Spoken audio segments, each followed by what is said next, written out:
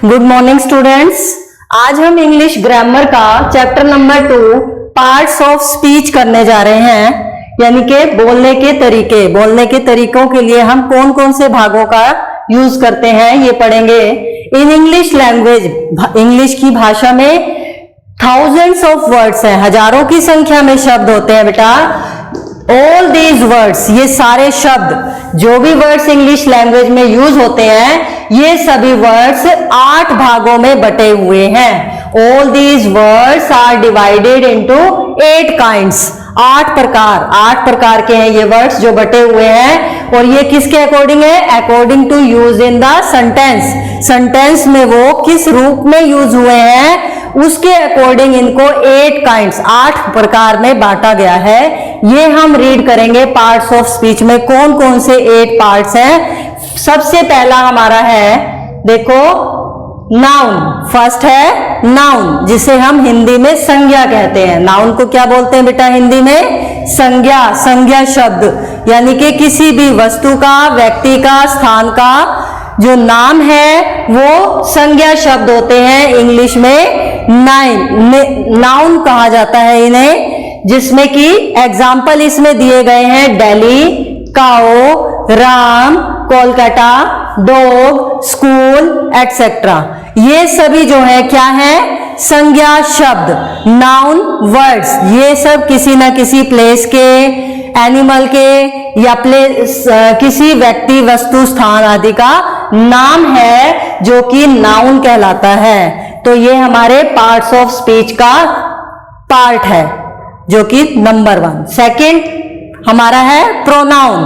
Pronoun होता है सर्वनाम। सर्वनाम होते हैं जो शब्द हम संज्ञा शब्दों के स्थान पर यूज करते हैं। जैसे कि आपको पता है कि हम बार बार किसी भी व्यक्ति का नाम नहीं लिख सकते। मान लो आप अपने मित्र के बारे में लिख रहे हो कुछ, तो बार बार आप अपने फ्रेंड का नेम नहीं राइट कर सकते। उसकी जगह पर आप ही का यूज करते हो। अगर बॉय है तो, अगर गर्ल है तो शी का यूज करते हो। तो इस तरह से नाम वाले शब्द की जगह पर यूज किए गए शब्दों को हम प्रोनाउन कहते हैं, यानी कि सर्वनाम कहते हैं। तो ये हमारा सेकंड पार्ट है स्पीच का, प्रोनाउन। अब हमने अभी तक 2 पढ़े हैं। पहला है नाउन, सेकंड है प्रोनाउन, संज्ञा और सर्वनाम। थर्ड है हमारा वर्ब। वर्ब मीन्स क्रिया। वर्ब मीन्स क्रिया यानी कि काम करना, जिससे कि काम करने का पता चले। किसी भी तरह का कार्य जब किया जाए, किसी वर्ड से हमें ऐसा प्रतीत हो कि इससे हमारा कोई काम हो रहा है, तो वो वर्ड्स वर्ब्स कहलाती हैं हिंदी में, जिन्हें क्रिया कहा जाता है।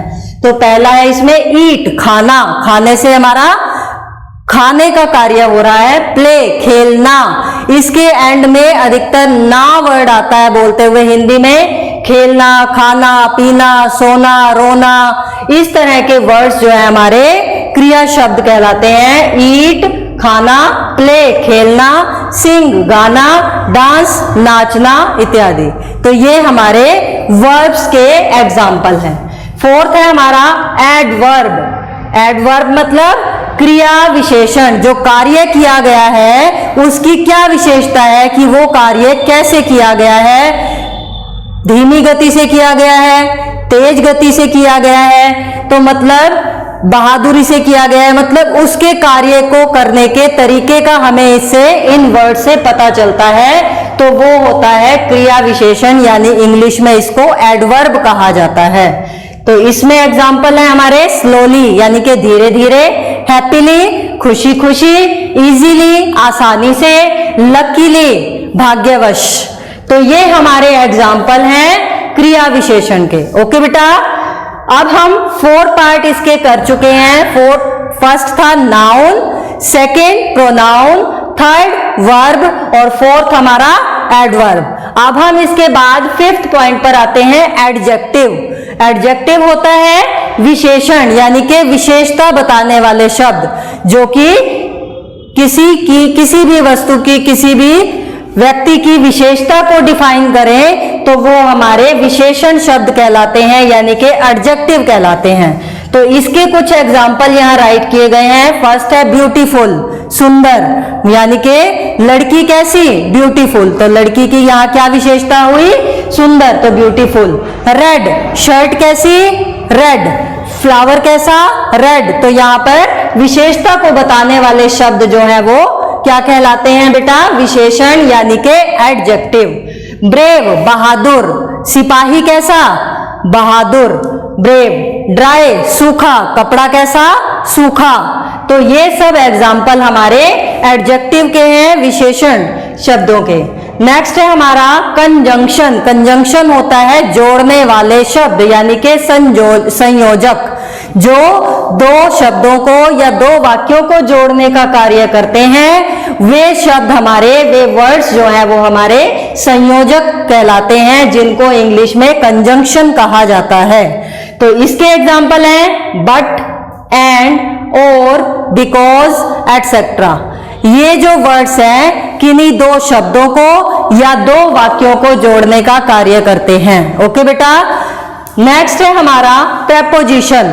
प्रेपोजिशन होता है संबंध सूचक, जो किसी का किसी के साथ संबंध दर्शाते हैं, संबंध की सूचना देते हैं कि किसका किसके साथ क्या संबंध है। जैसे बिल्ली मेज के नीचे है, तो ये उसके बिल्ली का संबंध बताया गया कि वो मेज के नीचे है। तो इस तरह के वर्ड्स हैं इन, अंदर, ऑन, ऊपर, अंडर के नीचे, फ्रॉम, से।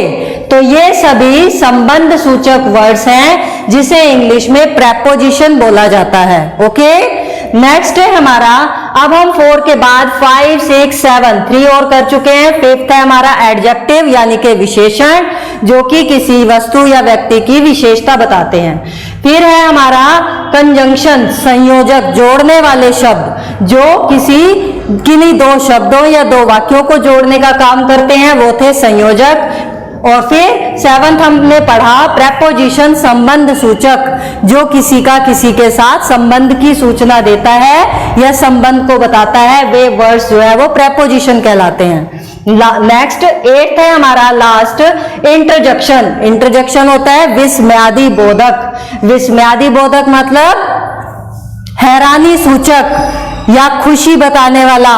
तो इस तरह के जो वर्ड्स होते हैं वो इंटरजेक्शन कहलाते हैं, यानी कि विस्मयादि बोधक सूचक। इसमें वाव, किसी चीज को देखकर हमें जब खुशी हो तो हम वाव वर्ड का यूज करते हैं। ओह, किसी पर अफसोस प्रकट करने के लिए ओह वर्ड का यूज करते हैं। आउच, जब किसी तरह का कष्ट पहुंचे, पीड़ा पहुंचे, तो उसके लिए हम आउच वर्ड निकलता है हमारे मुंह से।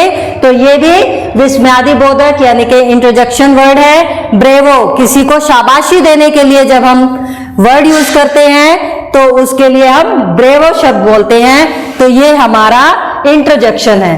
तो ये सभी जो आज हमने पढ़े द पार्ट्स ऑफ स्पीच, ये हमारे सभी 8 के 8 पार्ट्स ऑफ स्पीच हैं। ये बताते हैं, एक्सप्लेन करते हैं कि how is word used in a sentence, कि किसी भी वाक्य में वर्ड्स को किस तरह से यूज किया जाता है। आई होप कि आपको ये लेसन बहुत अच्छे से क्लियर हो गया होगा। आप इस चैप्टर को आप फिर से बुक में रीड करोगे। Okay, thanks and have a nice day.